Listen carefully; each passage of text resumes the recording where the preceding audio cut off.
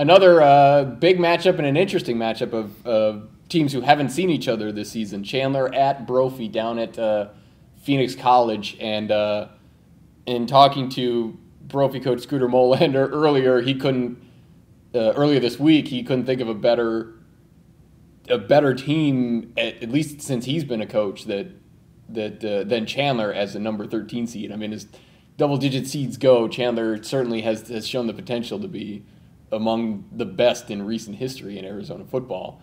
They also showed the potential to lay an egg as they did offensively last week against Desert Vista, and they're going to face a pretty good Brophy defense.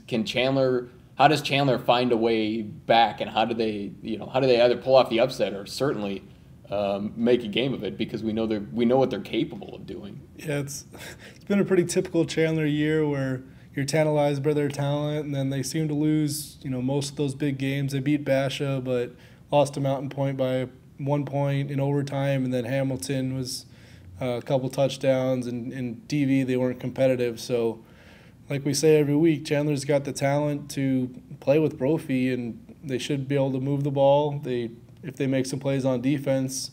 But you keep saying that about Chandler, and they need to perform. So we're kind of waiting for them to come up with a big win. And will it happen this week? I don't know. Could it happen? Sure, but Chandler needs to show it. Yeah, that's the wild card that they've sort of been the last few years. If Chandler can run the ball, they've got a chance. Their passing game has been pretty good, except for last week. Has been pretty darn good all year, and Darrell Garrison can also, he'll get you 4 or 5 yards rushing if you need to. But if Chandler turns into having to be one-dimensional, I think they're going to have a lot of problems. They're going to put up some points, but it's ultimately, I think, going to be their downfall against a pretty good Brophy defense.